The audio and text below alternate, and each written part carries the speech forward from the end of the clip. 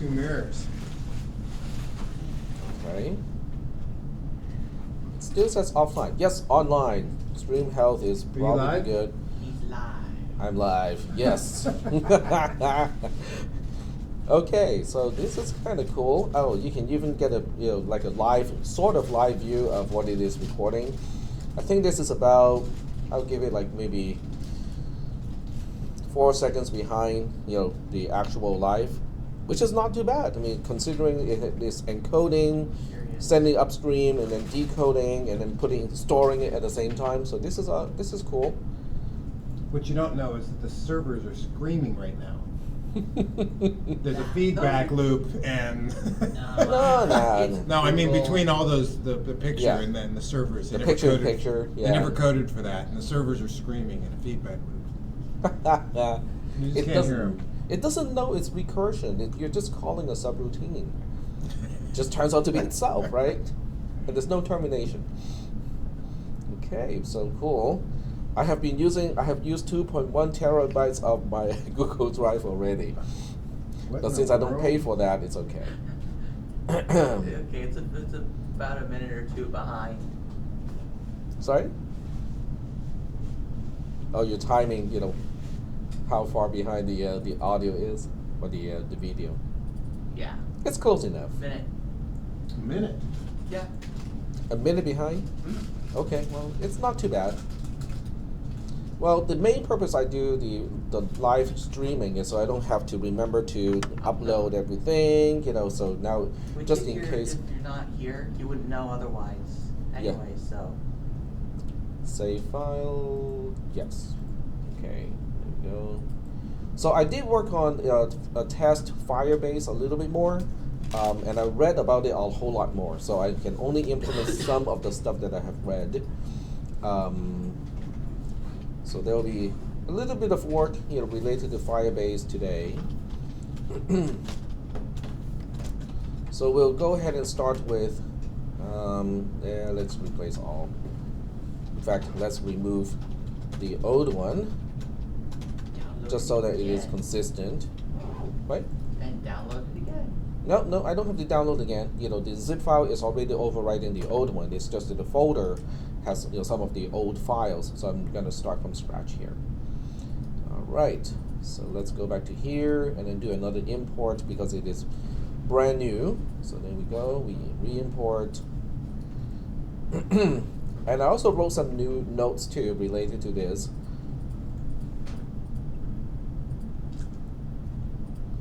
So the note has been expanded a little bit. Oops, okay. Okay, so last time we talked about Google Sign In, we talked about the security concern. We already know why we have to go through all those various steps to get authenticated, because the main reason has to do with Google is not supposed to trust my app, nor the end user, right?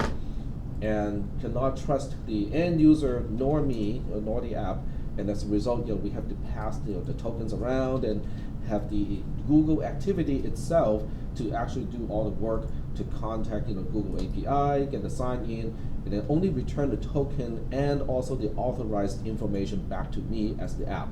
So that was the reason why we have to go through all of those operations.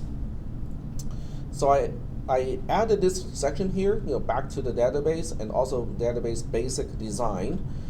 So back to the database, an app needs a Firebase database object as a starting point, blah, blah, blah. So these are all pretty much just implementation detail.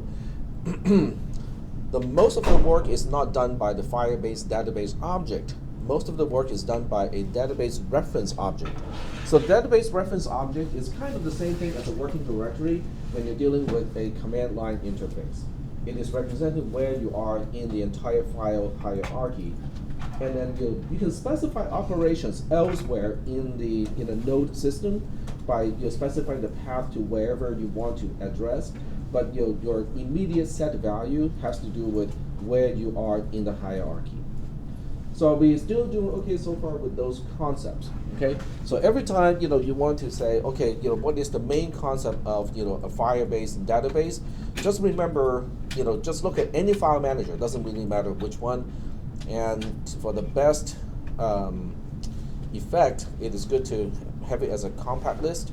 So basically, when you go back to the root directory, this is the root of the entire Firebase DB. And this, I know this is not Firebase DB, this is my file system, but it is organized exactly the same way. So in this case, the root has got 25 items. So I have 25 children, so to speak, in the equivalent Firebase database. So each one can be its own node. So home is a node which has its own children. Root is a node which has its own children. But then when it comes to the individual files, these are children of the root that has a particular value. A value can be an integer, can be a string, can be a Boolean, but basically anything that is not hierarchical anymore is quote unquote a single value. Is that okay? Is that concept okay? All right. But once you go into a particular subnode or a child, then it can have its own thing. You can go back and go to another one. Okay, this one only has got one file. Let me go to one that has multiple files, like this one. It's got one folder, and then within the folder we have a lot of subfolders.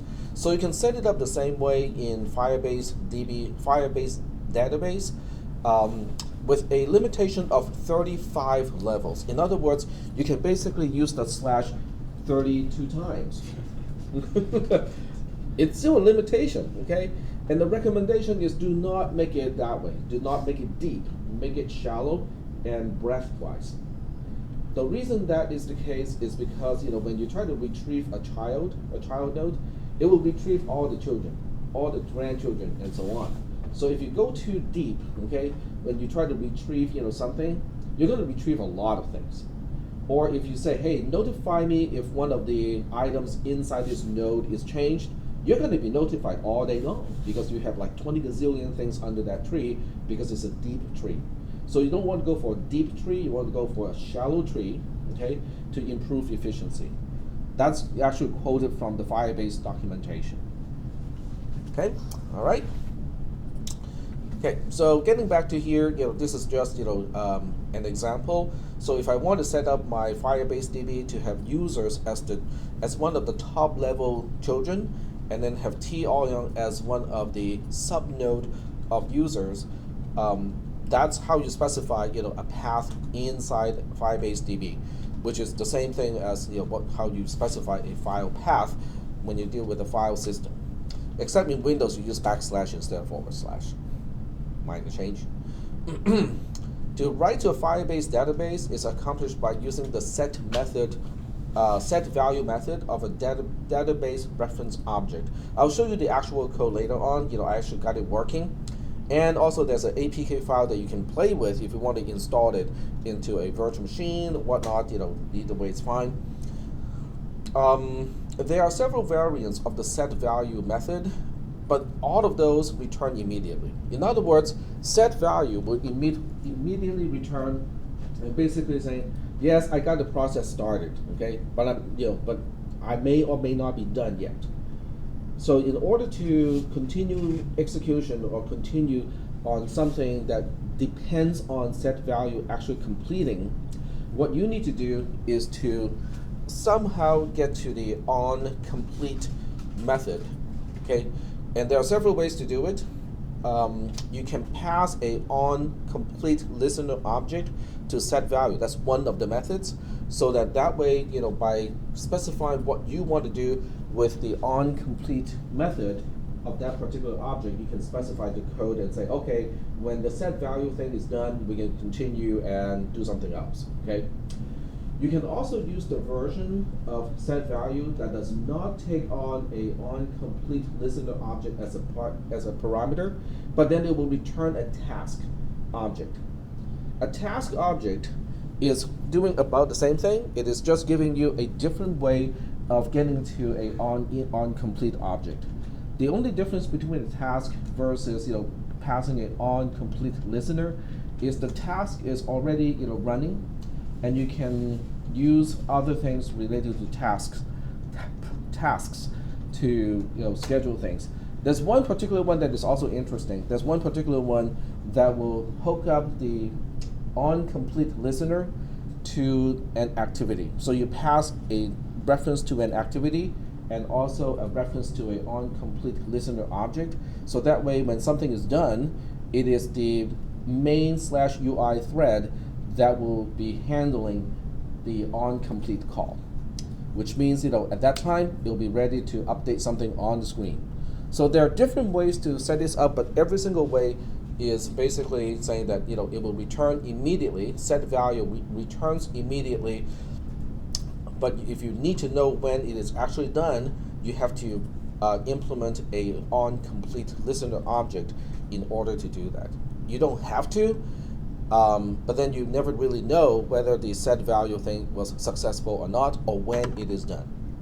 Is that part okay? Because this is kind of deviating a little bit from some of the other, well, even with SQLite it is the same thing, but with SQLite, an update can potentially take a long time, so it does recommend to use a different thread to do it.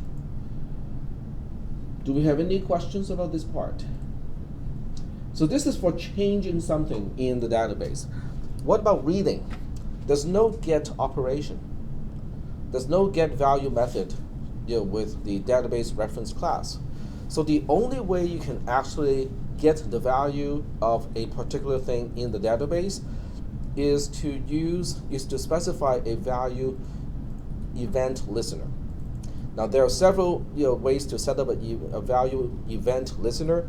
One is perpetual. In other words, once you set it up, every single time this particular node is updated, you get a notification. Something has changed, something has changed, something has changed.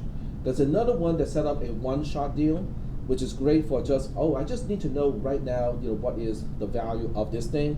So you set up a one-shot thing, and you wait for the callback to happen. Then you use that method to read back the value of a particular node. I got sample code, so I will show you the sample code a little bit later on. Okay, but that's the way it is set up. Okay, there's a set value, which is asynchronous, and there's no get value. You just have to set up a listener and go like, well, whenever you're ready, let me know what is the current value. Are we doing okay so far with this? Okay. All right. And then the last section here talks a little bit about just the general idea of using big data. How many people have heard of that term, big data? Okay, we all have heard of the term big data. Okay, I confirmed this with Dave Larrabee. Do you guys know who is Professor Larrabee?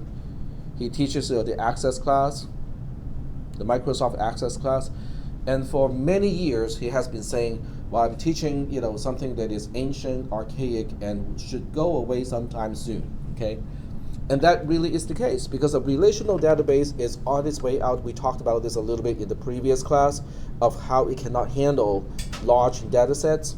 And the worst part is it's really difficult to scale up with a relational database design because of the join operation. So big data is here, okay, and it is the way to do things in the future. So we are going to move away from what we call a traditional relational database to a big data type of way of organizing things, which is not relational.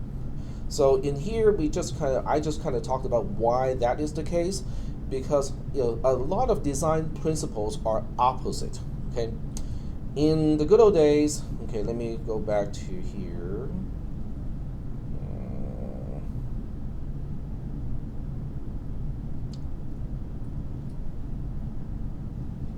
Okay, I cannot find my own writing. Okay, search for normalize. There we go. Okay. So the way you want to use Firebase database is you want to denormalize your entries, which is considered supremely bad design in the good old days. So if you ask anyone, right now working for government, someone who has been maintaining a database for at least 10, 20 years, and you say, oh, I'm going to design my database to have duplicate entries and no what we call associative tables, to link two tables together. that person is going to say, no, this is a bad thing to do. Okay, you have to use associative tables and use join operations to relate the tables and so on and so forth. Okay, well, but you have to remember, relational databases have been around for how long? Easily 30 to 40 years. Okay, so we are talking about from the good old days when hard drive space is a premium. Okay, you pay a lot of money for what? 5 megabyte hard drive. Okay, and then, huge. It had lots of platters on it. yes. It's a weapon. It's a blunt weapon. You can throw that thing at somebody and easily kill So you a couldn't person. even pick them up. I mean, they were huge. Oh yeah, because they have handles. Even the No, platters. they were huge. Yeah, they were platters on the inside. Yeah. Head crashes were real, man. You can actually hear the Yeah, crashing. Yep. But even in the 80s, we have the 5.25-inch full height, hard drives, and those are only like 5-10 megabytes large. Yeah, And there's already one big step. These are already personal computers, right? $100 a meg. Yep. We are talking about premium here. So in the good old days, in order to design a database, you have to make it space efficient. And having associative tables and doing things that way makes it space efficient. But not and clustering was not even the technology available.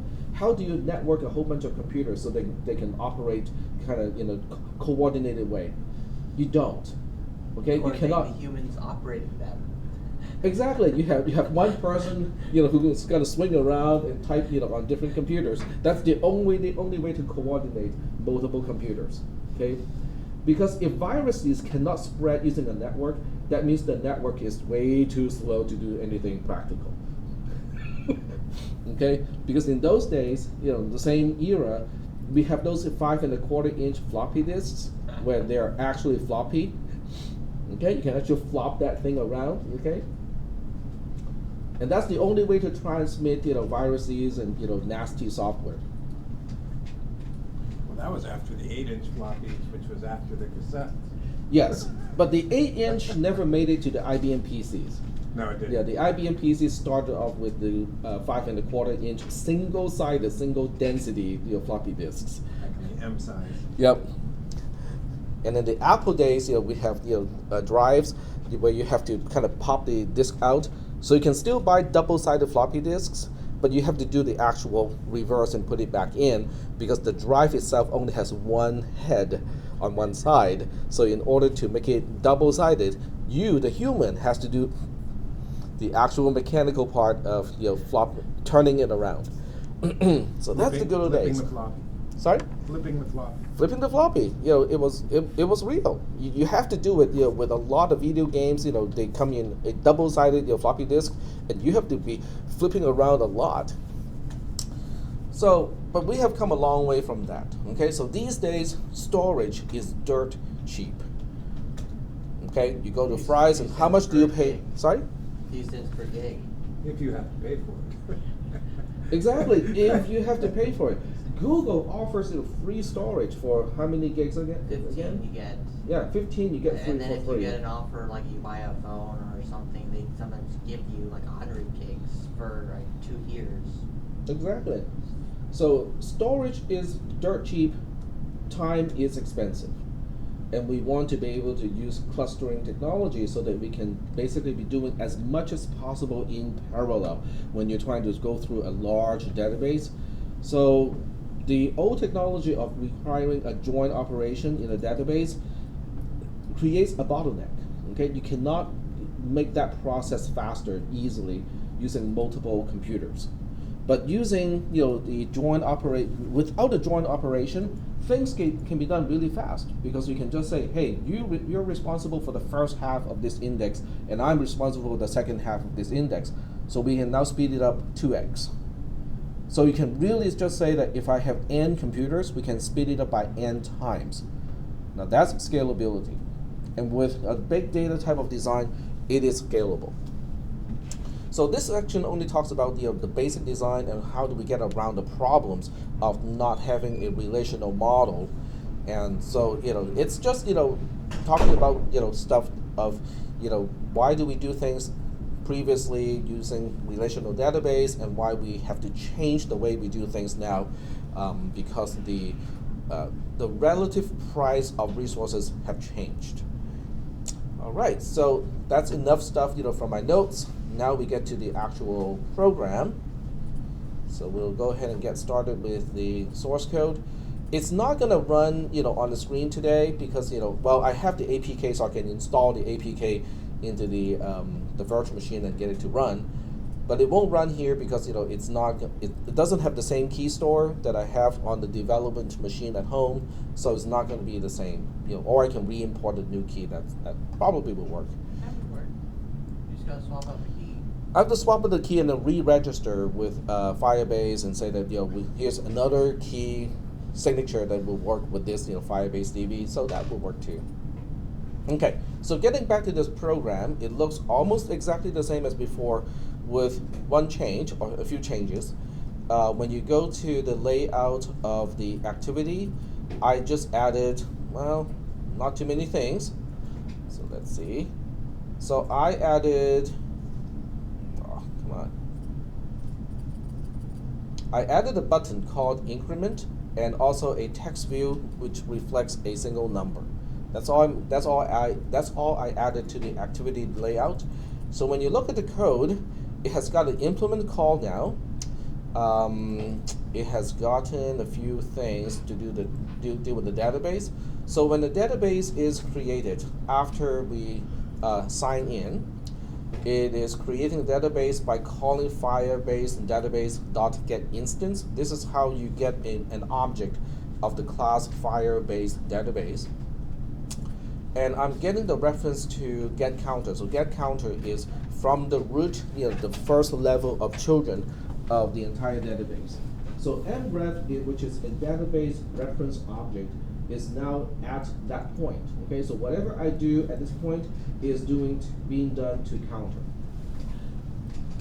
And the first thing I do here is to add a value event listener, which is basically saying, okay, if something happens to this thing, the counter, let me know. Okay. And to do that, this is an interface, so we have the usual way of defining an anonymous class. And within the anonymous class, there are two methods that you have to define. One is on data change, and the other one is on canceled. On data change means, okay, we have just received a notification that counter has changed. So when that happens, I'm going to use the snapshot, which is passed as a parameter to the callback, to get the actual value. So this is the only time you have a get value, is when you have a snapshot being passed back as a data snapshot on with on data change. So I'm going to grab that. I know the type of the data that I'm getting. It should be of integer type. So I'm passing the class of integer class to get value. Whatever is returning, which is an integer object, is being now referred to by mCounter, which is a private member of this class, of the activity class. If mCounter is null, then I'm going to say, oh, okay, so we did not actually have a value to begin with. Let's start it off with 0.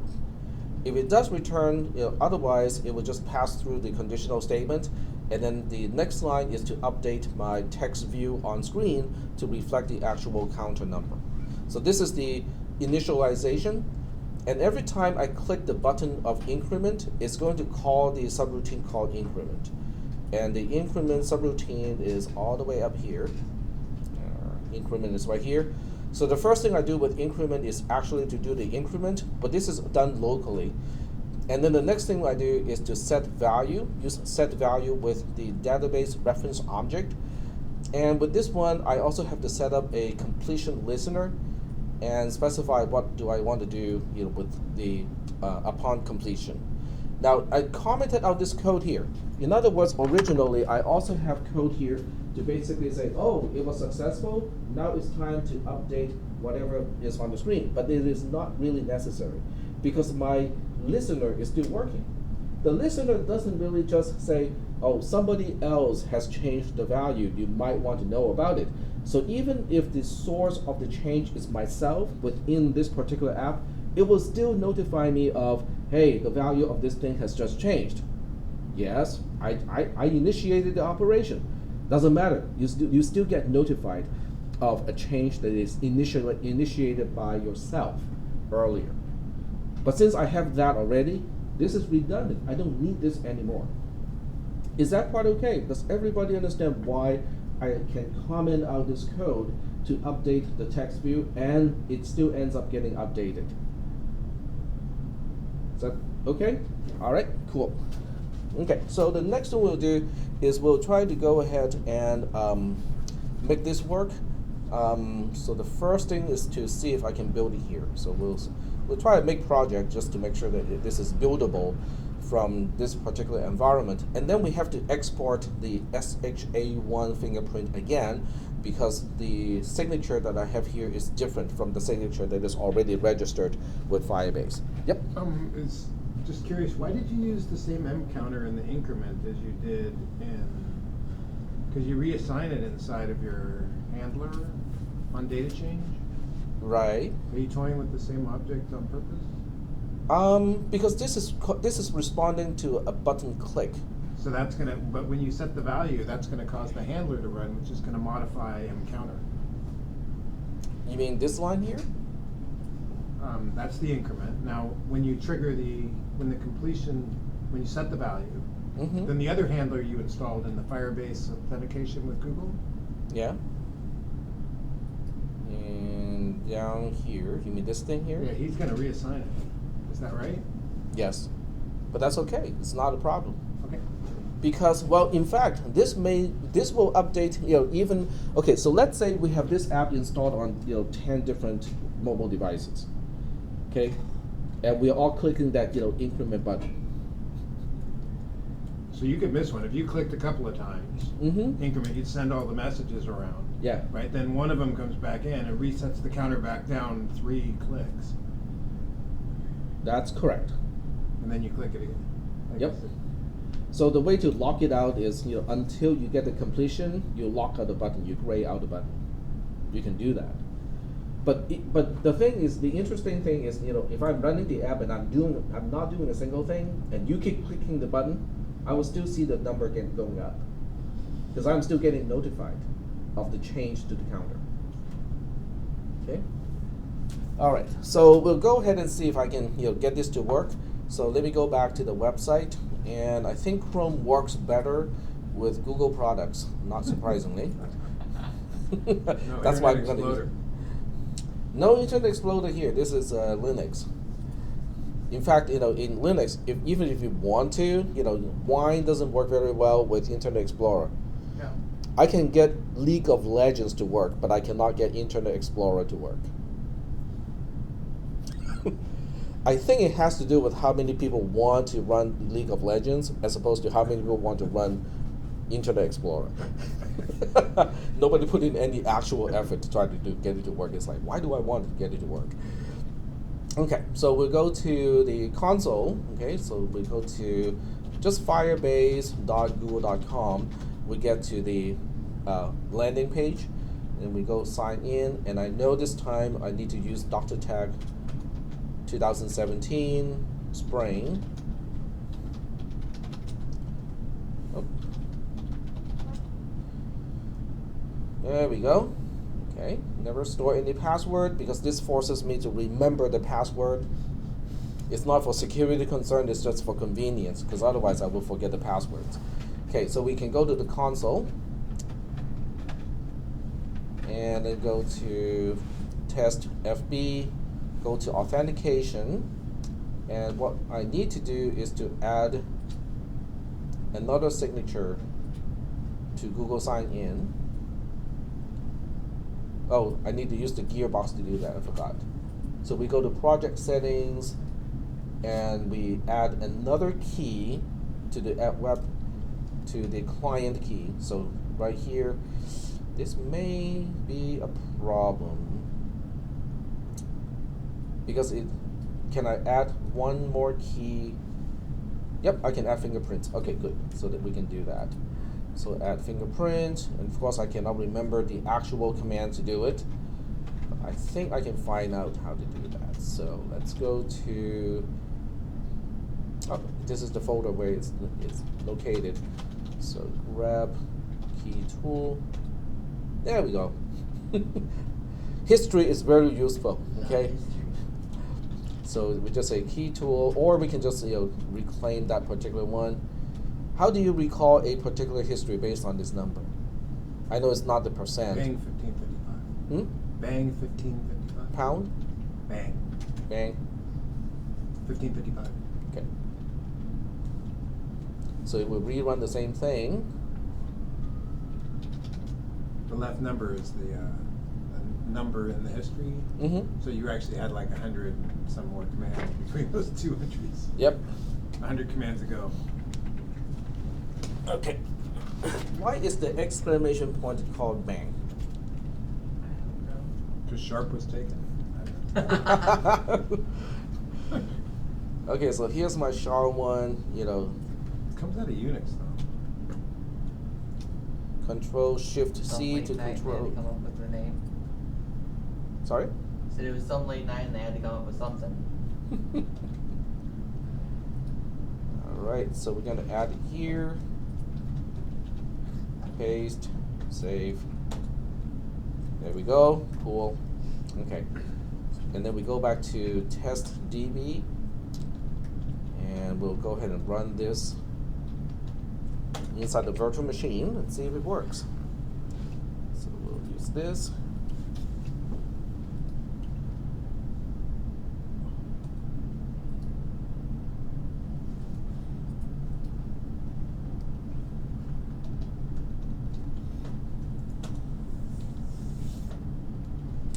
And after this, I can go back to the browser and go to the page where it displays, database information. So right now the counter is 11. I'm going to clear that. So I'm going to clear, counter, so counter does not even exist anymore. And the app should be starting up soon.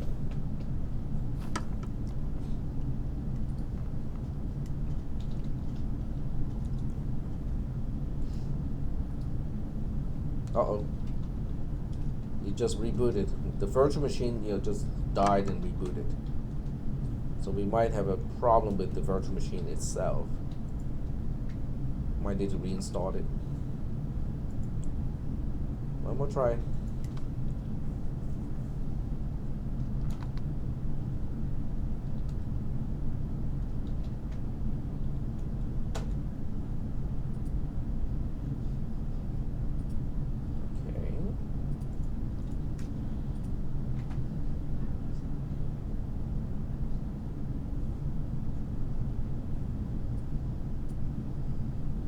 Nope, it just rebooted.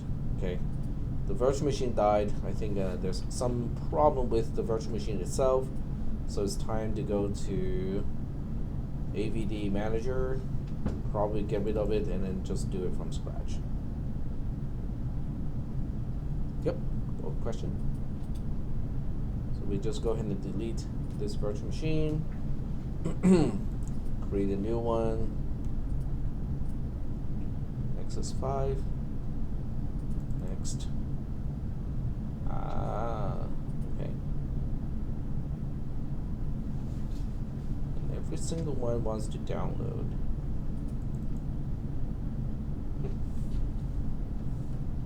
Must be out of date.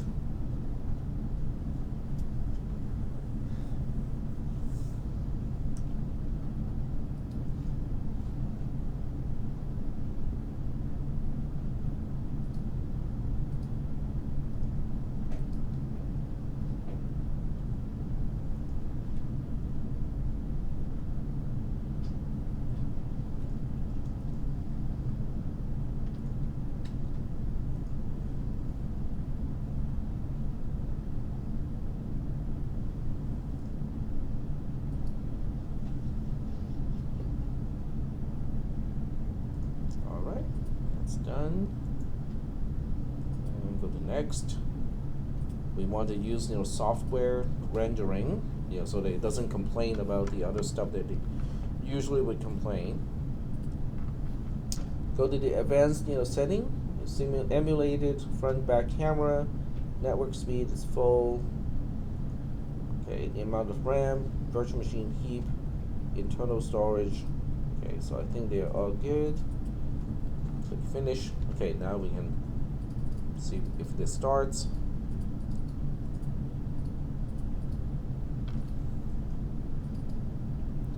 GPU driver should not be the reason why it crashes. It's got to be something else.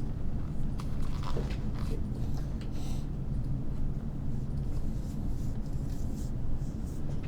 Are you guys running the APK version of it? Because it is on Moodle. Which one? Yeah, test fb.apk. You can actually install that one. It's signed already.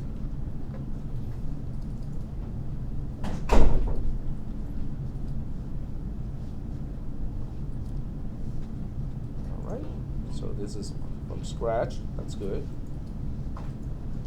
But okay, so this is good because it will force the actual authentication process to go through again. So the app starts up just fine. I have to click, sign in, and because this is a fresh install of a virtual machine, it has no associated account yet. So this will force the virtual machine to let me sign in because there's no default account anymore. And it's gonna take a little bit of time to get that started.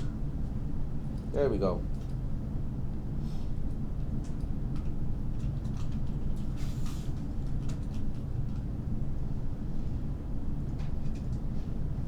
Alright, so I'm gonna use a particular account.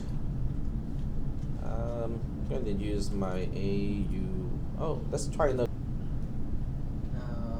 Most of us aren't that bad. Well, you said it was a 1 minute delay. 2 minutes. Oh, 2 minutes. Two minutes for us to do it. But since you guys are watching it, real time, you can do it now. That's why you have to have the two-step turned on. So it doesn't matter if your password's broadcasted. Mm-hmm. You can tweak your password for all anyone cares. Unless you have the current code, Mm-hmm. it won't work. That's true. Okay, so it did not sign in. Okay, let me try sign in again. Because it says no, which means the sign in portion failed. Because So someone's let's- already changed your password. That wouldn't matter. Sign in has failed. Okay, so let me go back to the console, find out why or what it has registered. So when you go back to Firebase, you can go to the authentication part of it, and it says only still I only have my other account signing in at this point. To add user manually, I have to enable email password, which is not what I want to do. You need the SHA one of the debug key. That's why it's not Right, running. because it's running in debug mode. Yep. Okay, that's why. That is why. Okay. Oh. Good job. And where do I find that? If you go back to the console. Here? No, the Firebase console in Chrome. If you look for where the instructions are for Okay, how to gotcha. get it, Mhm. it'll say here's how to do for production, and then here's to get the debug. Right. Okay. Maybe I can do it through Firebase like that. The Firebase assistant probably can do this part too. So let's give it a try. And so we want to enable connect to Firebase. There we go. Okay, a config file was found but indicates a project ID as you don't have access to. Request access or delete the file in order to proceed with the connection process. Okay, because it was already created using a different environment, so it may not want to recognize it as the same project. Request access or delete the file. I want to request access. And that's the message that is coming back.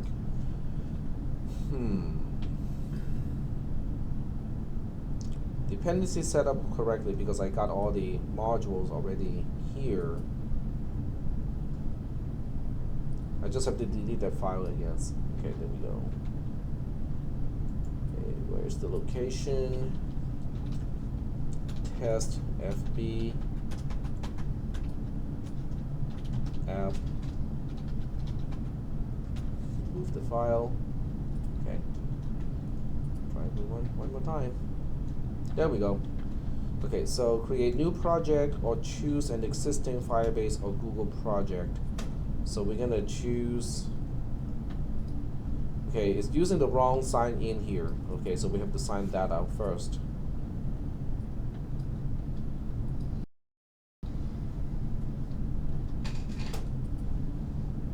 Okay, is it signed out? Okay, 2017 spring. There we go. Okay. Now it sees the database that I want to connect to. Connect to Firebase. And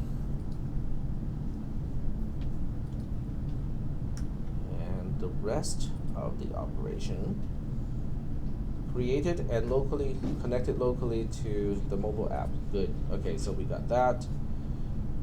And that should be it. I think we got it. Alright, so let's go ahead and run the app again. See what it is going to do.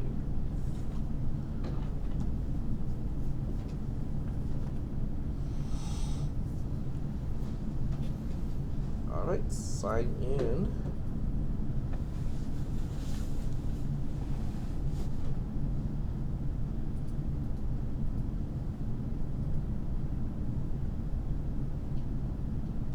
Alright, so I signed in. So when I click increment, you can see it got a 0 to begin with because I requested, okay, let me know when something happens to that value. So by default, it will report back the current value. As soon as you add the listener, it's going to say, okay, let me figure out what is the current value, and this is what it is. So when I click increment, it will start to increment, just like that. So now would be a good time for me to download the app and install it on my phone too, so I can have two devices. And you guys can do the same thing. The APK file is already signed, so you can actually use that one, install it, and play with it too. So let me see, how am I gonna do this? I can just, okay. Let's see. I suppose I can just log into Moodle from my phone. And you guys can start up your own virtual machine and install the APK into the virtual machine. That will work too. You don't have to. Where's the APK located? It's in Moodle. So if you go to Moodle, go to the class, go to advanced topics.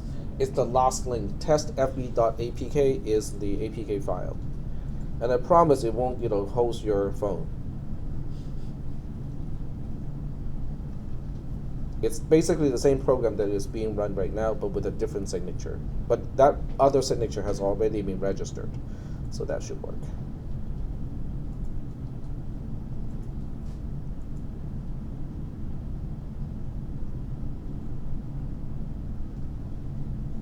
There we go, sign in.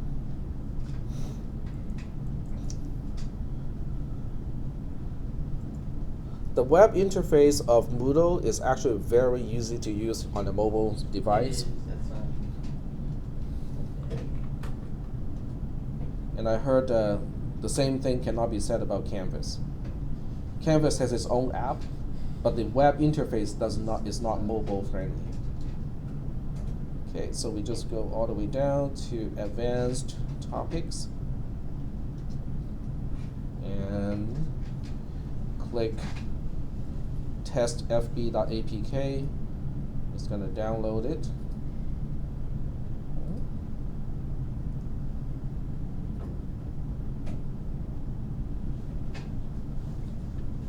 And click on the APK file. Oh, this is test. Oh, it's the wrong file, is it? Is it APK or is it a zip? It thinks it's a zip file. It thinks, yeah. Okay, gotcha. No, yeah, it's Okay. disregarded. You would think Android would recognize its own file format, but Yeah, but it is named as file testfb.zip here, so it won't install it as an APK. Yeah. You have to actually go into the file manager and then install. Huh. So it renamed the extension of the file. Yeah. I don't know. Hmm.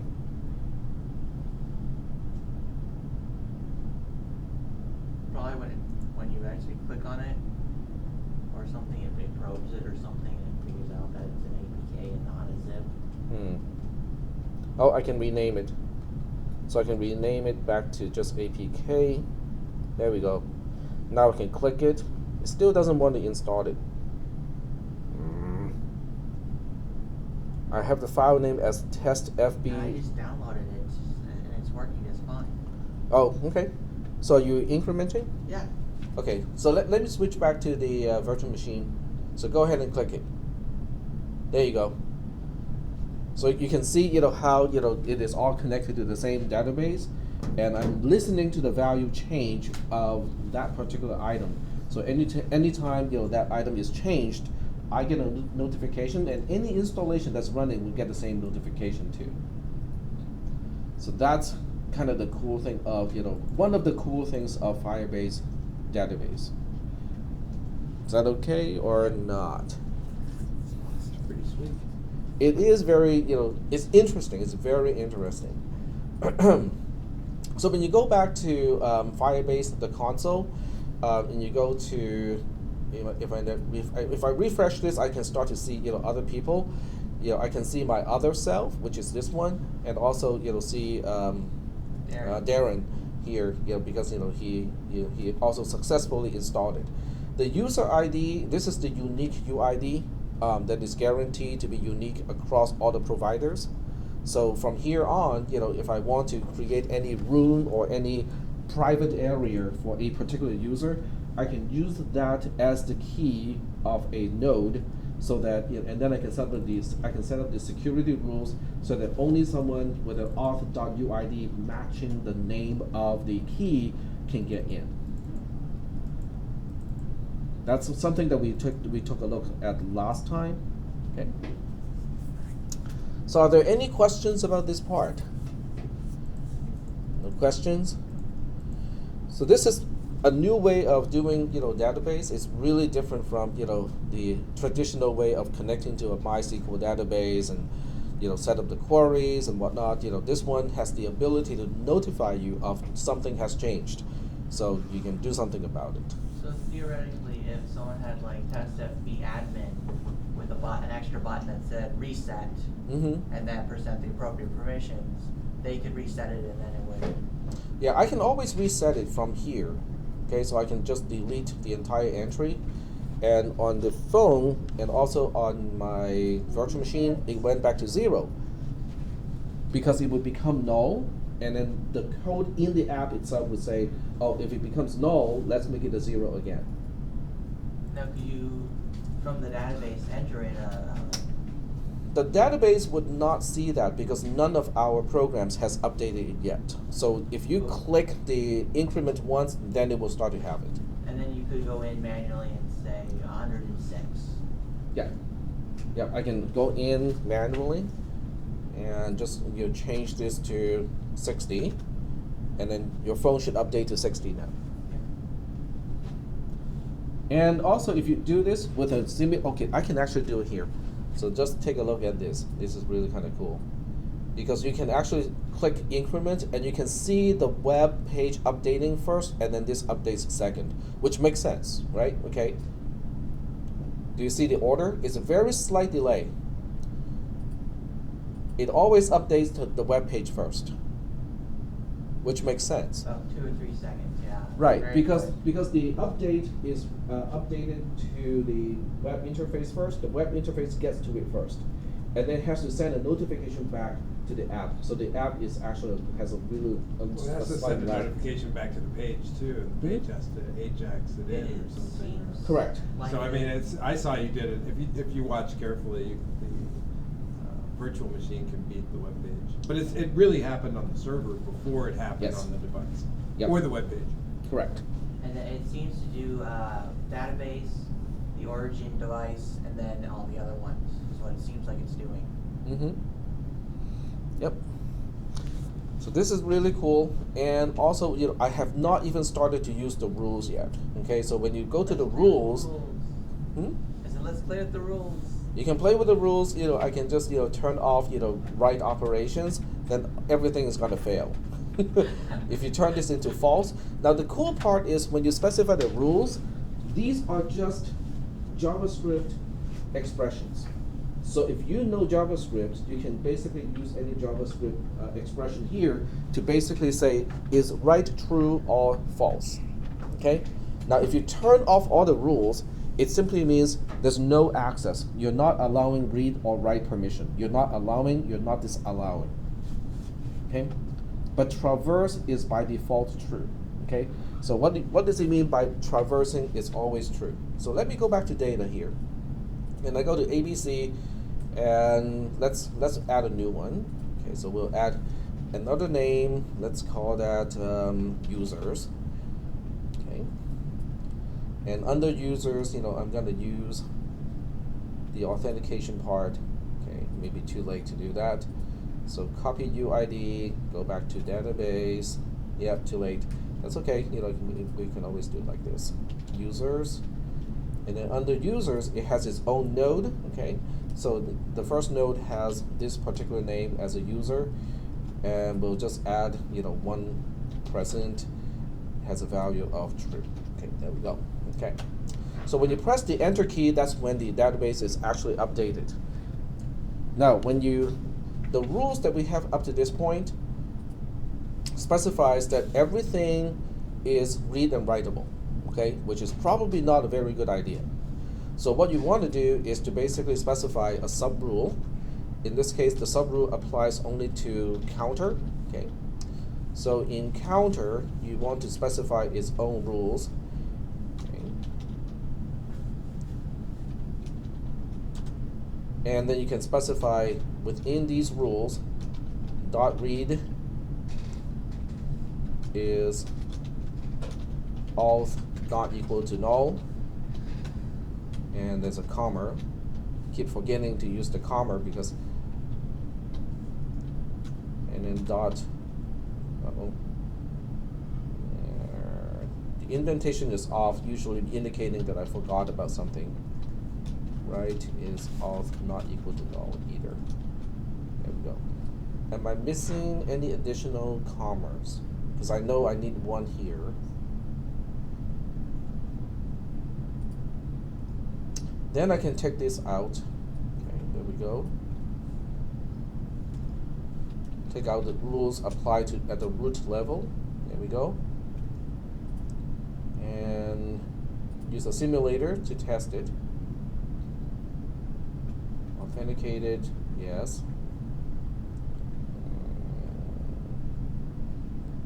Anonymous. Well, as long as it's authenticated, it should do it. So we want to say, you know, can we access counter? Read, okay, expected rules property. So you have to have it in. Not like. Let's go through some examples. Simulation failed, line 2, which is this line here. Expected rules property. So I. You have to Put it have back. rules. Just copy the one from the bottom. And then turn them all off or something. No, you just No, have no. to have that area present. It's expecting it. Rules, colon, open, close, close. Just have a blank rules section. I don't know. Let me just dismiss this. Discard. Okay. And then go to. Oh, where's the? There's a learn more button somewhere.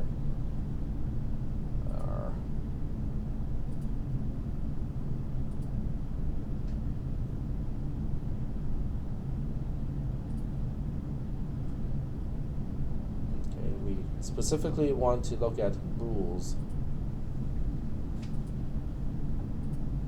There we go. That should do it. Okay. So we want to look at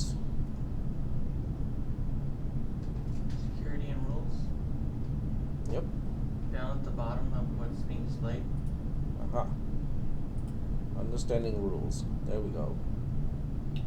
Wow, I wish I would have had this a long time ago. Sorry? Understanding rules.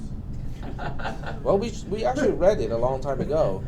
Okay, so it says rules. Okay, there we go. So under rules, we have to specify. Then we specify the children, That makes sense. and then you can nest this as well. Okay, so this is what we need to do: is to specify rules, and then under that we specify the child that we want rules to apply to, and then we specify those particular rules. There we go. Okay, so we go back to the other page, go back to rules, and then we say nope. We now want to specify the child, which is counter, and then with counter we want these to be the rules of counter. That should work. Let's see. Test it in the simulator. Authenticated. Counter read. Yep. It is allowed. About write operation. So we want to test it with simulation type, counter, and we want the data not to be like this. We'll just make it 5. How do we make it happen?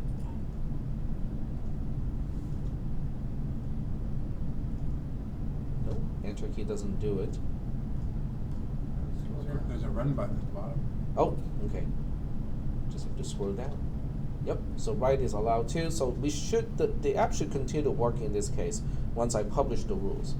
So we say publish, rules are published, and if you go back to the app, okay, there we go, and it still works. Cool. But everything else is not readable or writable anymore, because right now the rules that we have specified, okay, oh, we haven't published it. Or have I? I think you did. I thought I did, yeah. So these rules have now been published, which is basically saying Crashed. it crashed, Yep. but the simulator is still working. It's because you didn't refresh. You I didn't closed it out. refresh. If you close the app and reopen it, Okay. it just says unfortunately test FB is not working. Aha. Okay, let's give it a try now. So we're gonna close it. Try again.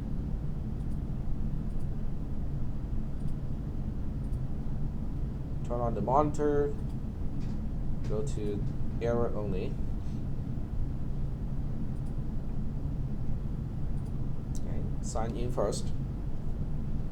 Make sure it comes back with a yes and also a success. So You might have clicked it too soon, Darren. Yeah. Did you click it before the toast, confirm success? No. That's why. Because you're not fully authenticated yet at that point. Keep closing it. Test FB. Signed in. Mm-hmm. And there it goes. Yep.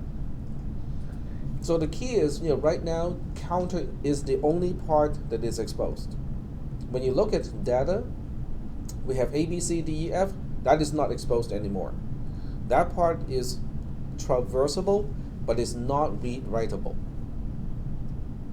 Now this is different from, well, I guess it's the same thing as saying the X flag or the X permission flag in a Linux file system is always on. You can always traverse, okay?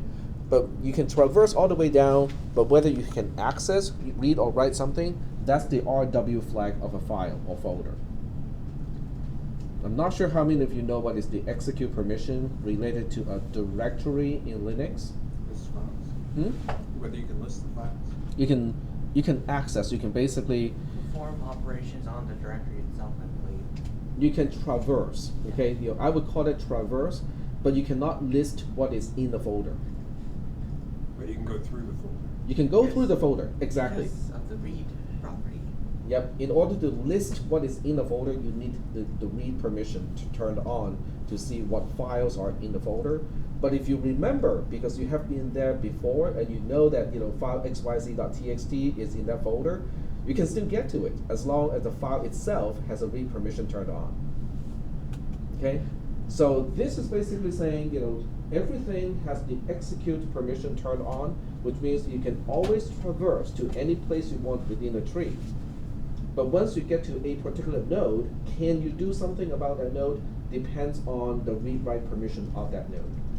Is there a way to tell how many actively logged in users there are? Not directly.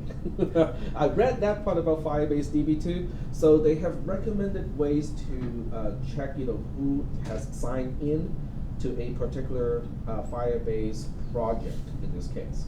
So you can basically, make a rule and say that, after you sign in using an app, it will create an entry inside Firebase DB.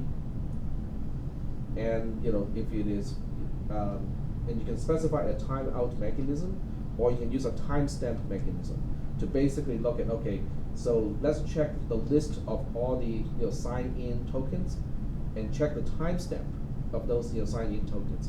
If a particular sign-in token is like from, let's say, half an hour ago, but the app is supposed to update the token every 5 minutes, then you know that your person has quote-unquote signed out because there has been no updates of that token. So there are methods to detect, online presence, but there's no direct way to do it. Gotcha. Okay. So very good. So right now, we can set up, other permissions too. So you can set up a permission where, if you say ABC is read-writable, that means DEF is automatically read-writable as well. So whatever you're permitting is inherited, will be automatically inherited by the children. Once you say it is okay to read, then everything down below will be okay to read. If you say it's not okay to read, then that gets propagated down as well. So you don't want to specify permissions until you really have to. Yep, go ahead. So what happens, let's say you have the parent level, top level one is read write, and let's say you get down to like 6 down and want to switch it. Will all the ones after that point be switched as well, or will they retain the topmost? It will inherit from whatever parent is setting the read write. Gotcha. So you don't want to specify until you really need to set Okay. the read write. Is that making any sense? Yeah. Okay. So how do we do protection of user IDs? Like if you want to set up a certain area that is only available to someone who signed in with a particular user ID, how would you set that up? In the rules table. In the rules, okay, so in the rules, what you can specify is there are hidden variables, okay? So there are some hidden variables in the Firebase rules, and they talk about that too. This ID is not an internal variable because it is just a placeholder for a particular key inside the node of users. And it's just using whatever the key is and comparing that to auth.uid. Auth, on the other hand, is a built-in or internal variable that you can refer to. And there are several built-in variables right here. It talks about built-in variables. So the now is basically, just a timestamp in milliseconds since 1970 January 1st midnight. Okay, so that's basically the reference timeline. So that's now it allows you to do something about time stamping, just like what we talked about earlier. Okay, if you set up an app to update a time token every 5 minutes, then comparing the time token with now, you can now say, oh, it has been more than 5 minutes since the last update of this token. This user must be signed off already, or this app is no longer active. So that's what now is useful for. Root is representing the root path of the Firebase database as it exists before the attempted operation. A rule data snapshot representing the root path. New data representing the data that it would exist after the attempted operation. Data is representing the data as it exists before the attempted operation. A variable, and then you have auth. So what you can do is something like this. Data written to full must be a string less than 100 characters. So the validate is another check to see whether the operation can go through or not. In other words, in this case, we are basically saying, yes, everybody can update full. Everybody can read full as well. But whether the update actually goes through or not depends on whether the new data is a string for one thing, and whether the string has a length of less than 100 characters. If it is more than 100 characters, then you can say, nope, write denied, because you're not validated, you do not follow the rules of this particular thing. Is that making any sense? Yes. So that's really kind of powerful because we have 3 permissions basically per entry. You have read, write, and also validate. Now with new data versus old data, you can also compare. You can use comparisons, and this one says whether something is already there or not, or there's no new data. So write is permitted only if nothing is there to begin with, or new data is not there. We can write as long as old data or new data does not exist. In other words, if this is a delete or create but not an update. So whatever value is here cannot be changed, but you can delete it if you want to. And deleting is by setting, by using set value with a null. That is deleting. Well, it resets the value to a null, which is what this is saying. In essence, the update doesn't exist. You just have to delete and then insert a new value here. Yep. Now this is really useful. Okay. So this is really useful because you can use root, and then you can specify child, which is a method of any snapshot, and then you can basically use that to chain. You can chain all of these things, so that in order to set up a particular folder, and you want to say, okay, this folder is accessible to people who are on this list, okay, and that list is being stored somewhere else. Then you have to use something like this so that you can compare the key of that particular entry to items that are stored in a separate path. But it does allow you to refer to values of other nodes, using root and then the child method. Any questions? Let's just read this rule and see if we can figure out what it's supposed to do. Let's not read the text first, just read the code first, right? So read the code here. Dot write is root.child, and then in quotes allow writes dot val equals true. So this is basically saying from the root of the entire Firebase database, you want to go to the child node called allowed writes, and then you want to check the value of that particular item and see whether it is true or not. That's one condition. You also need to have another condition. You also need to make sure that the data's parent, which is the same thing as a dot in a directory structure, and it becomes a parent. Becomes a sibling of the node that we are dealing with. And you just have to make sure that there is a node called read only. The value of read only does not matter. So as long as it does not exist. In other words, you want to make sure that there's nothing marking read only, but the read only is going to be a sibling of the node that you're trying to access. And then the last item, which is the third condition that has to be true, is the new data has a child full, and it has to exist. So whatever you're creating you're creating a node of full, and it has to be there. So let's check the text here and see whether it makes sense or not.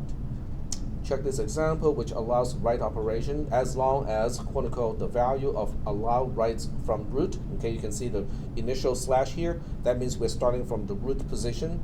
Node is true. The parent node does not have a read only flag set.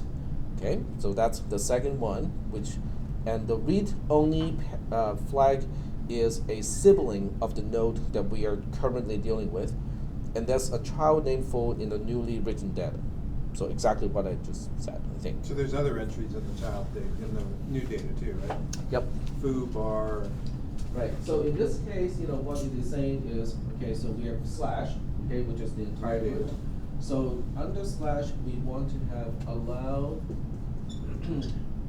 writes. Okay. And we want allowed writes not to be a node itself, it must have a value. In other words, this is not a folder, it is a file. So we want this thing to have true as its own value. That's the first requirement. And then Somewhere deep in the tree. somewhere, I don't care, where in the tree, okay, which is our current point, okay?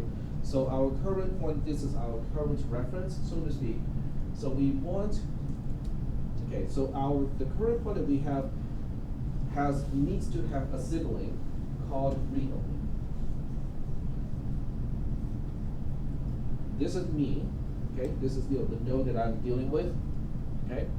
And whatever I'm changing it to must create a child called foo. Now it might have some other children too, but foo has to be one of the children that I'm creating. So those are the requirements in order for this write operation to go through, to be allowed, to be permitted. Is that okay or not? But you can use these things to specify, a lot of, logic in the process.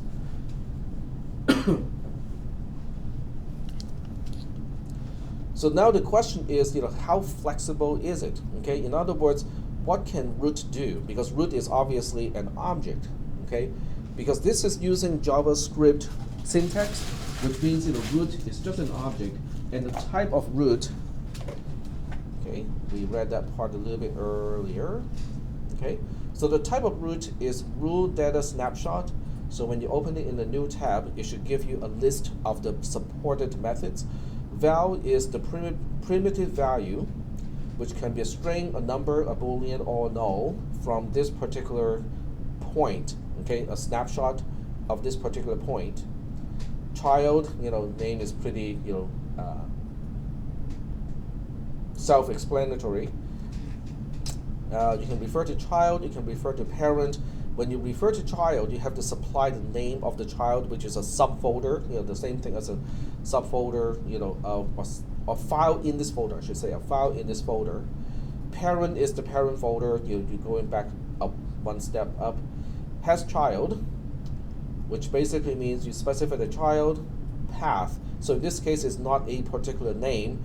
It basically can be an entire path using the slash notation to go down a few levels down if you need to. It is just checking the existence of the child. So going back to the other rule where we were, that one. We could have just said then data.hasChild read only false, instead of saying data parent child. Data parent has child read only. Yes, you can say has child read only instead of using exists. Yep. Because has child returns true if it exists. So it just check for existence. Got it. So it's a shorthand for the other one.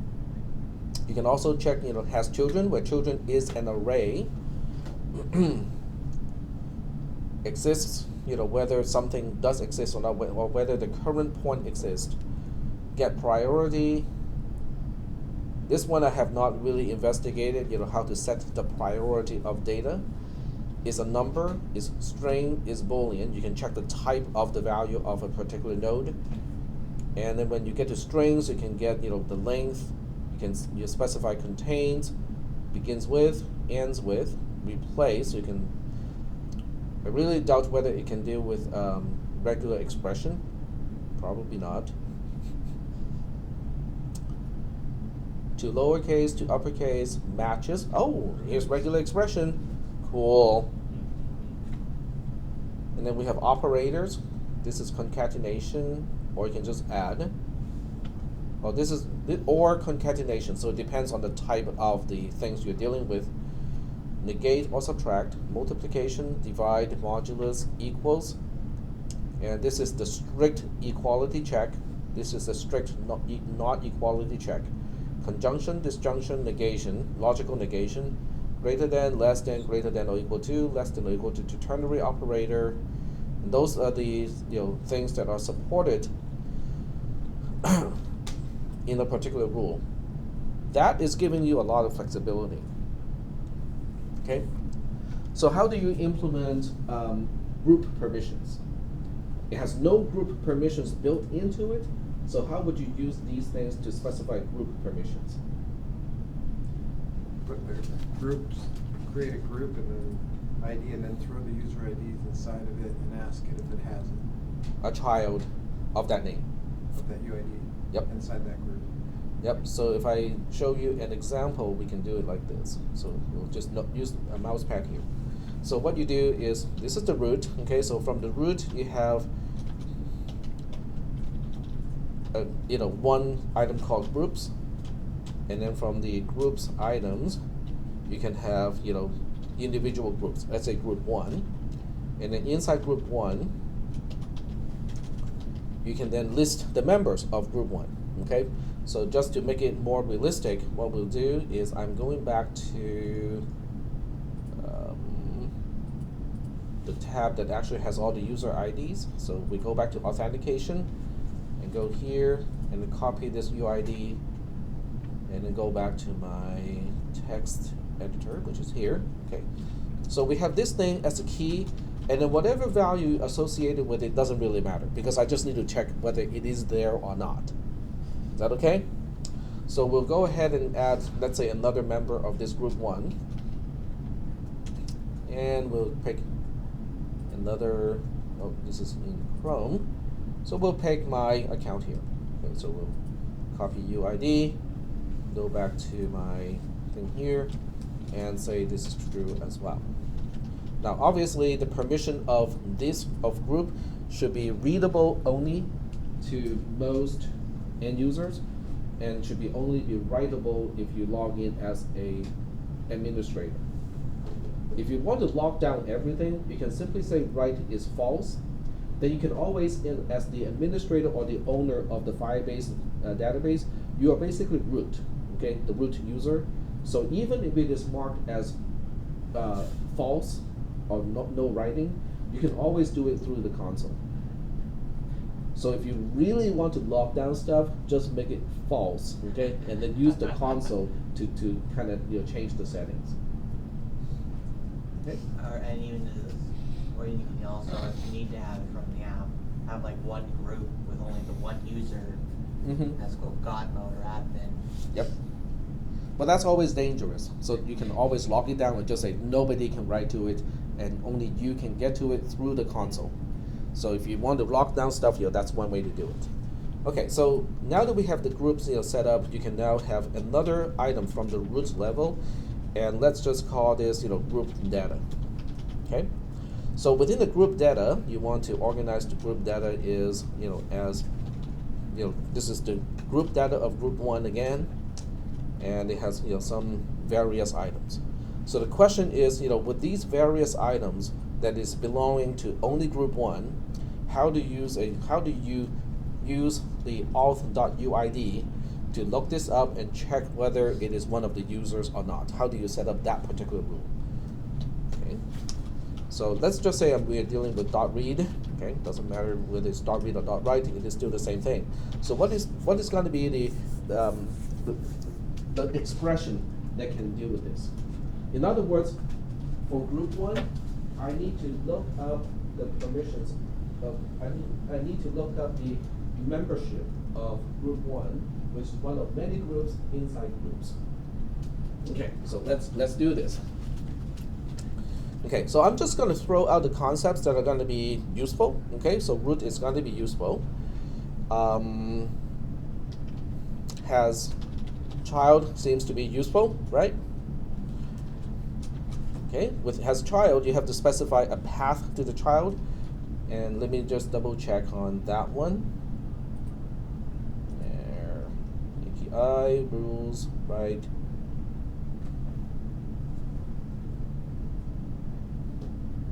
Is that the right slide? Okay, it is closed.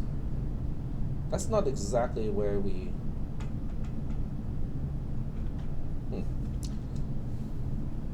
Okay, so the rule itself, has to use a $sign to represent the name of the group itself. So you have group name with a $sign. Okay, like that. So that we can refer to group name here. So you will need a slash to begin with, /groups, okay, and then another slash plus group name. So now we are taking whatever group name we are dealing with, which is which is whatever is instantiating this thing to here. So now we're getting to here. So now we basically just do another slash, another plus, auth.uid.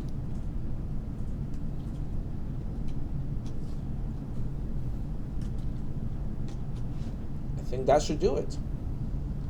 So I'm just going to double check on this one and look at root data, new data.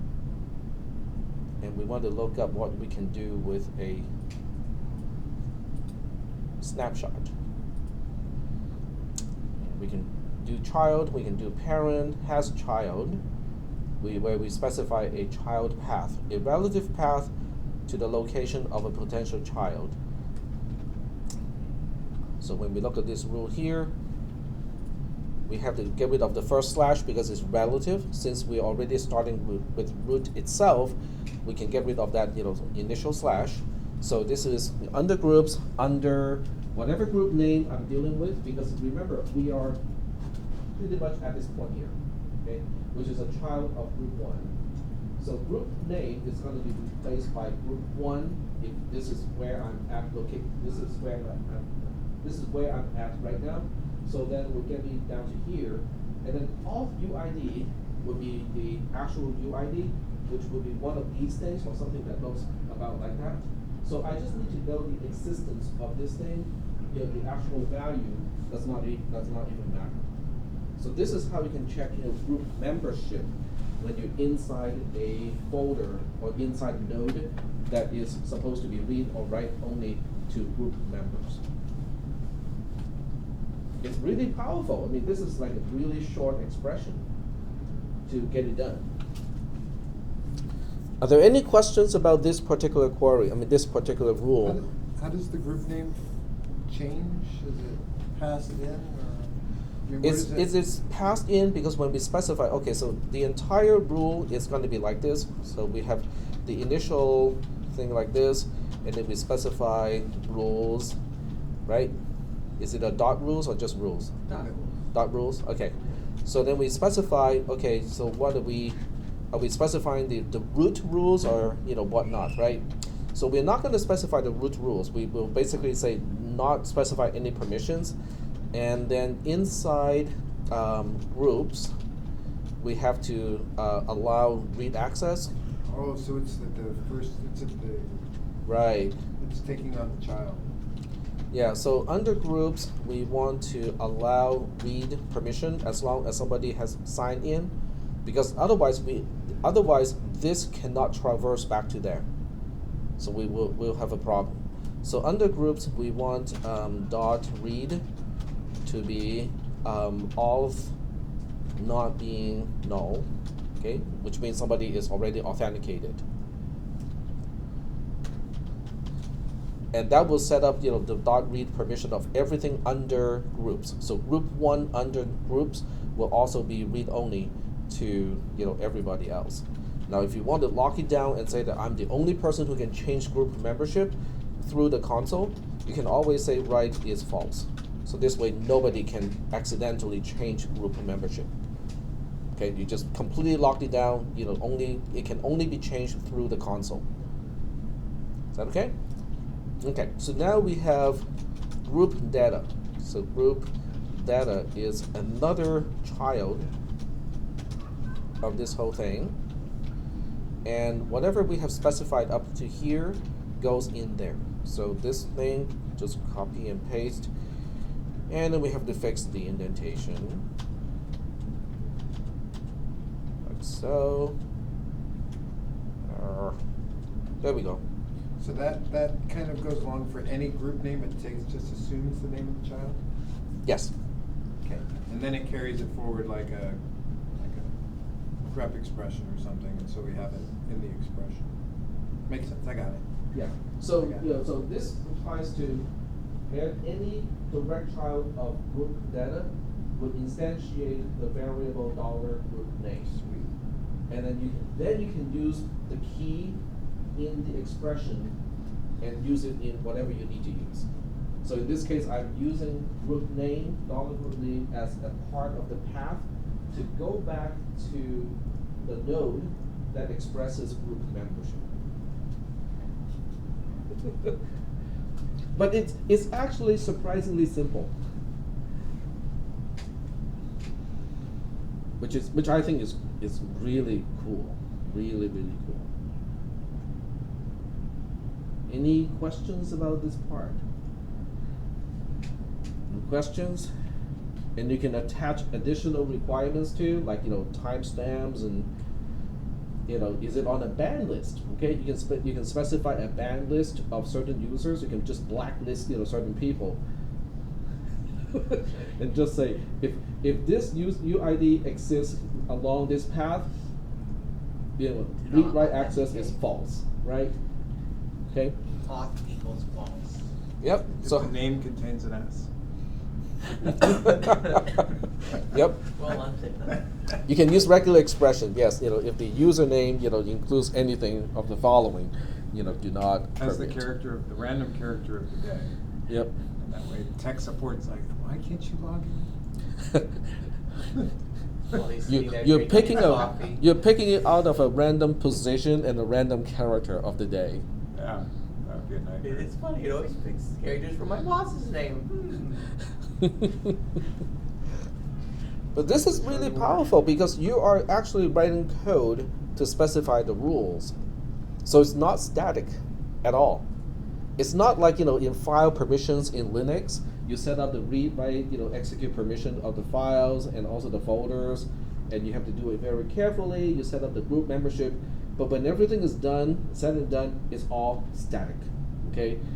This is not static at all. It is all based on the execution of your code.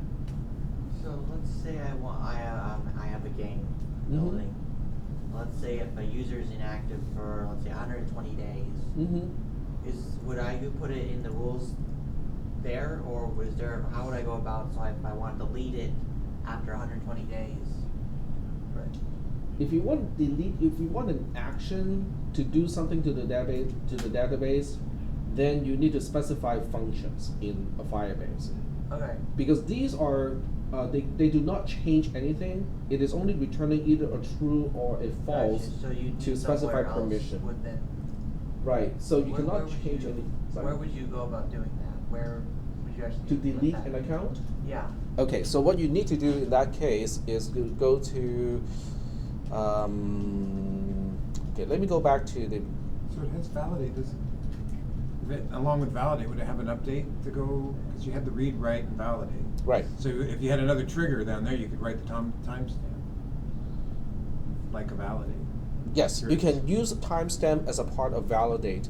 So validate is after checking that you have write permission, then validate kicks in and say, okay, so we can write to this, but does the new data meet all the requirements to update this location? But validate does not impact read operations at all. Because in the read operation, there's no validation. It doesn't trigger that rule. But I think what Darren is asking for, Because there's also an index on. yes. Now index on much only easier. has to do with the back-end representation to speed up lookup processes. So you can sort based on a key, based on the value instead of the key. Keys are always indexed, so that's why you don't have an option to turn on or turn off indexing for the keys. But if you have simple values, okay, then the values can be indexed as well. And in fact, you can index based on an array of values, so it can be sorted in a particular way, really efficiently. So what Darren is really asking for is functions, which is in beta stage at this point. So functions are, I haven't really read too much into this. I have only read enough to kind of get an idea of what it is. It's basically code that you can associate, function that you can associate with events. So now the question is, what kind of event can you specify? So we'll go to help, go to developer documents, and I think it's going to the same page. Documentation, guidelines, developed, cloud functions. Okay, there we go. And it's in beta stage. Key capacities, real-time database triggers. Okay, so we'll take a look at the real-time database triggers.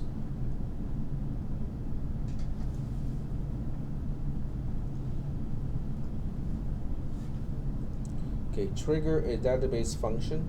Okay. Oh, this is cool.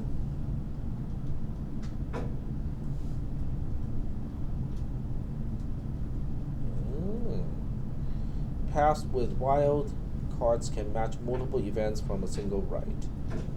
Handle event data. When handling a real-time database event, event data is a delta snapshot. In other words, it's the change that is proposed. Okay.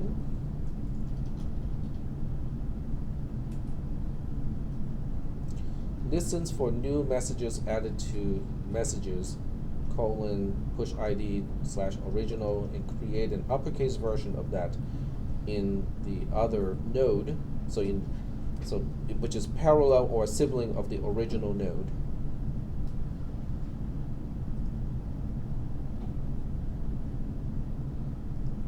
Okay.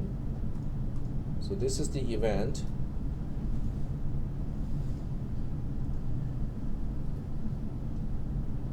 In log, change it to uppercase, and then you're returning something. So what is the return value for?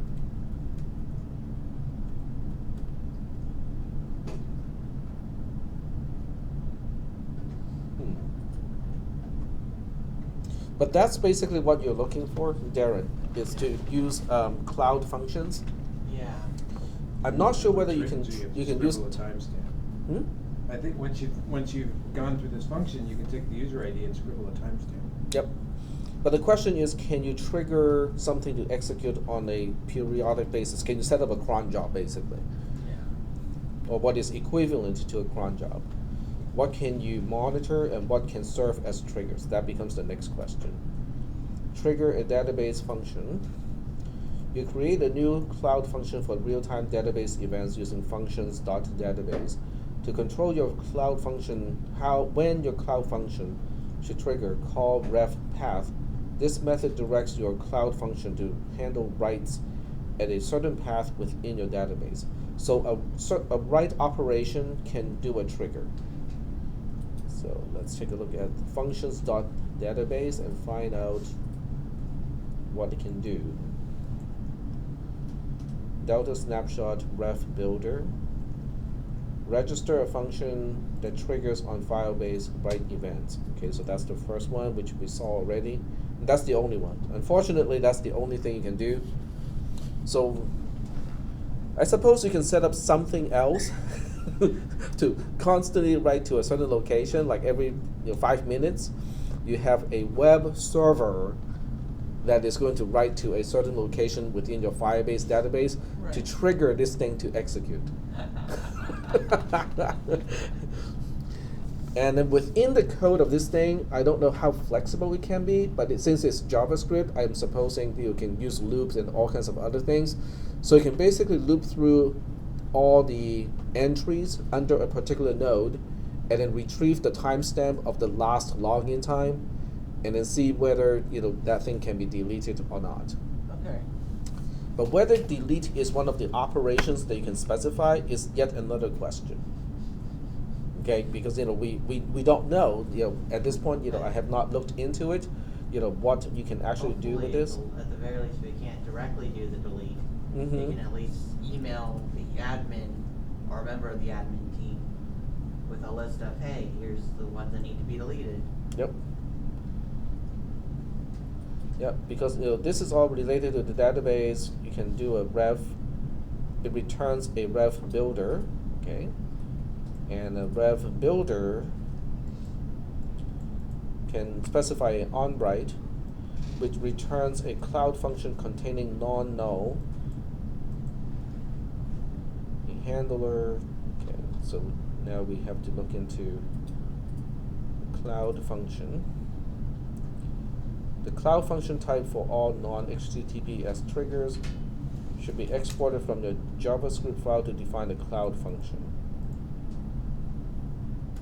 It doesn't quite say what you can do inside the cloud function.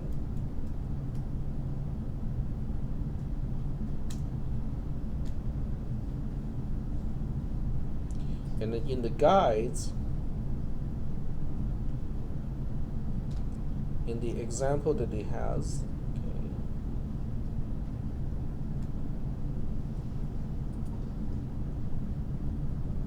where is the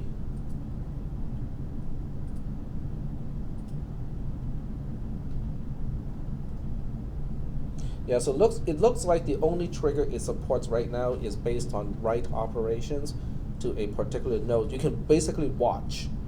So the same thing as a watch in a debugger. You can basically watch a particular point of your Firebase database, and whenever there's a write operation, it will trigger code to execute. So in this case, this is the trigger.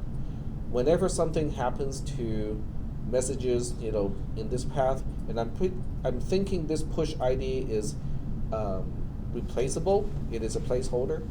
Yeah. It's down in the event params. Sorry? It's in the event params. It's in the event params. Yeah, like 4 lines down. Oh, okay. 4 lines down. 1, 2, 3, 4. Oh, you mean this one? This Yeah, push that ID? should be the same one, right? Yeah. Oh, okay. So it's taking whatever this is, and it becomes the parameters. So you can use it inside the code. So this is basically serving the same purpose as a dollar something in the other one, except this is a lot more general because it allows you to specify It's a wild places inside a wildcard and with a name to refer to. Cool. How can you do a paren anything, paren ID? Yeah. So you can use it in here. So you can catch everything, right? You can catch everything, then you get a chance to process it. But this is the actual JavaScript code, to basically specify when that particular point is getting a write, which at this point is the only thing supported. This is the event is going to trigger the following code to execute, and this is the code that is going to execute. So the code that is executing is you're getting the original value of the data before the change, and then you keep a log entry to basically say I'm converting this from lowercase to uppercase, and then you do the conversion to uppercase. And then you have this funny event data ref again, and then it's a return. So you're returning an event data ref parent reference child. to the new entry or something. Oh, so you're setting a sibling. Setting a sibling. You're setting a sibling to the uppercase version.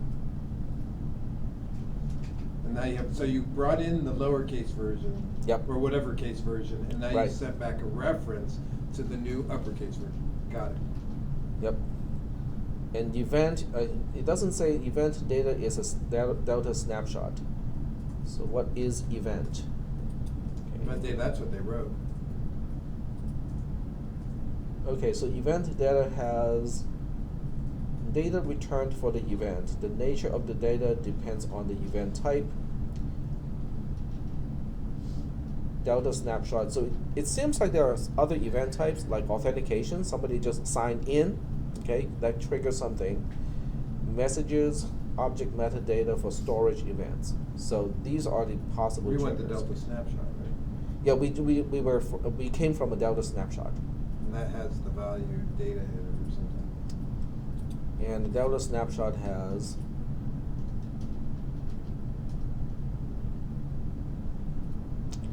admin ref, okay, non-null admin.database.reference returns a reference to a database location where the triggering write operation occurs. Okay, so it just tells you, okay, that thing is getting written to, and that's why we are triggering this.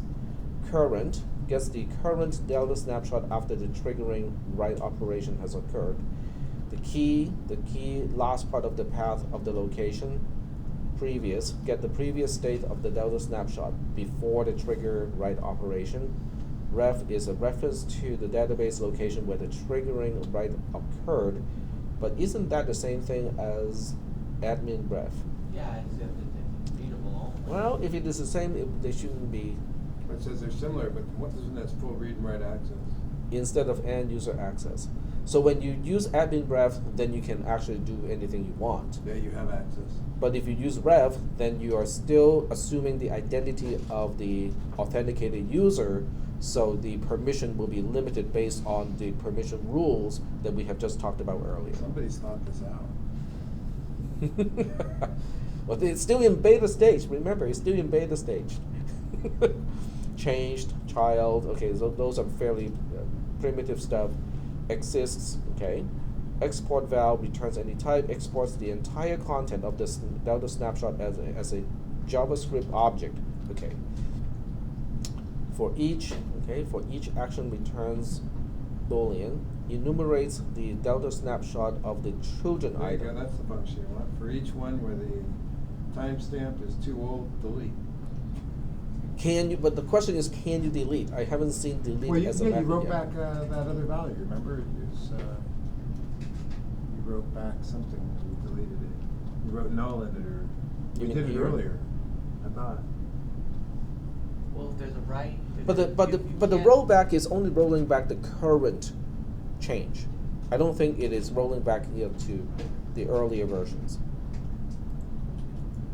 Okay, so get priority has child, has children, number of children to JSON value.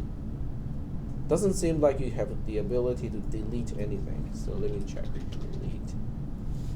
Could you perform a write operation to? Yes, you can. So theoretically, you could always set it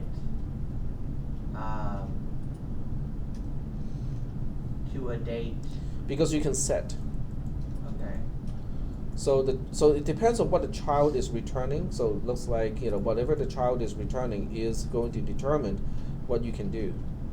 So let's go back to child. Okay, returns a Delta snapshot. I think we're looking at the Delta snapshot already, right? Yeah. Is this a Delta snapshot? Yeah, this is a Delta snapshot already, and it's set as a outlined as a method here. Nope. Set is not outlined here. There it is, right there. Digital, Yeah, but set is here, but child is returning a Delta snapshot. So how come we can set when we do not find set in the documentation of snapshot? I'm gonna guess that documentation isn't up to date yet. Okay, so apparently something is missing. Because I don't find set here. That's the problem. Set. I cannot even find set within this entire page. And yet, in the example, it was using set as a method of whatever child is returning. So there's some kind of inconsistency here. Yep. So if set is available, I would assume that delete or remove may be available too. But since the reference manual doesn't say anything, I can only guess. Good old Google and their documentation. Well, this is always going to be a problem when you're working on a project that is kind of like at the tip of the whole thing.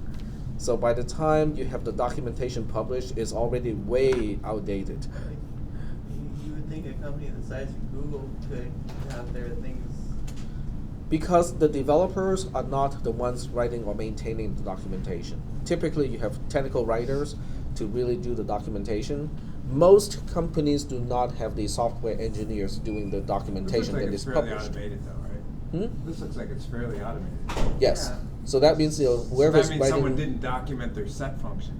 correctly Yeah, forfeit or document. incorrectly, so it didn't get picked up by the engine Oh, that yeah. converts the inline documentation I into know the what I'm document. The one that says for With Google that. use only? Yep. Yeah. I know when I use DocuGen to do my documents. Sometimes I'll have functions in there that just don't get put into the documentation when they're supposed to. That's optimized. It's a hint. But I think my Optimize this line of function reasoning, away. but I think my line of reasoning is reasonable because this is after a child, right? This set method is applied to a child, and we already saw that the child returns a delta snapshot. But when we looked up the delta snapshot, documentation, set is not one of the methods. Unless there's a superclass involved here that I do not know of. I don't think that is the case. I cannot. Okay, so this is the documentation of delta snapshot. It doesn't say, it's an interface, it's a static, There's no method called set. and there's no method called set. What about within database itself, function database? That looks like a subset of Okay, where is that tab going to? one more over. Okay. So it defines the two interfaces, delta snapshot and ref builder. It's got ref. It's the only thing. I mean, you have to specify, what is going to do the triggering. So the only thing left is a ref builder that we haven't looked. Which is on the same level as the delta. It only has on write, Point. which makes sense because the only thing you want to be able to specify is when something is being written to at this point. This is what I want to do. Well, if you hit the dot, you can expose the methods. And I found, What where? when you're up at the top, Go two not on tabs that one. over. I'm actually looking at Firebase And then hit database those- reference set. You mean this dot? No, Another the one other down below. Under On the go contents. left. Keep going down, left, up. It's at the Scroll bottom up. of the little collection Scroll of up. methods. No, the other guy. The main page. To the right, scroll up, down. In the window, in the content. In the Scroll content. up. Scroll up there. Other up. There, so the dot. Oh, the yeah. dot. Yeah, Okay, then there you we can go. come down and find the set from there. Ah. I'm in a different one. I'm actually in. No. But I find Uh, rights to the fire database location. I'm in the Firebase database reference. So You're Okay. in functions database reference. I'm in Firebase database reference. You're in functions database delta snapshot. How did I get here? Are you still in cloud functions? Actually, I noticed I'm in web. You may not be in cloud functions. Cloud functions. There we go again. And within cloud functions, this is the database one. Nope, it's not there. My bad. Overview, and then we have functions. All right. Well, we'll do some experiments. I'm gonna do some experiments over this weekend. But this is way beyond mobile app programming. This is like this is the back Service. end stuff. A major cloud. Mhm. Stuff Based we need application. lever. Stuff we need lever for. Yep.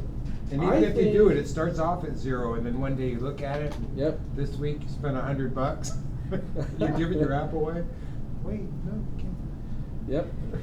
Well, I think Google has the ambition of turning this backend into something that can be fully automated to implement actual business logic. So that your mobile app only has to trigger one thing, and this will do the rest of those operations. So if your mobile app adds an end user, this can trigger whatever is necessary to bring everything up to what you expect the structure of the database should look like. But at this point, the documentation seems to be a little bit. There's room for improvement. Let's just say. Server-side JavaScript. Server-side JavaScript. Server-side JavaScript that is inside a JSON representation. Stuffed inside the Firebase object. Yep. But I think it's cool. This is pretty much at the bleeding edge. That's why the documentation is a little lacking. A little being nice. Well, I mean, this is all new stuff. We are not talking about some query standard that MySQL has been implemented since version 4. Yeah, but set.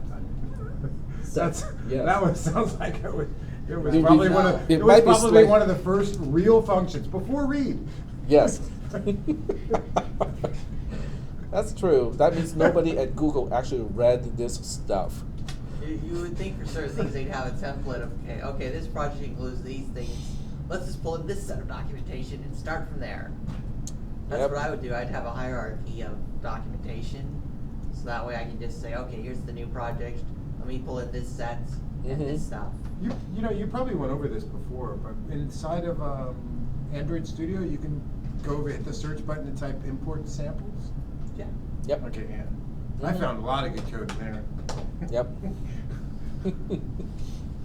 QC. All right. Well, I'm gonna stop the recorder now. And the live stream. A live stream, exactly. We don't have a recorder now. We have a live streamer. So go back to the live streamer. You can actually do both at the same I told you time. that server is screaming back there. There's a feedback loop That's that's gonna be gonna enough blow for a up video. something. Stop screaming, huh?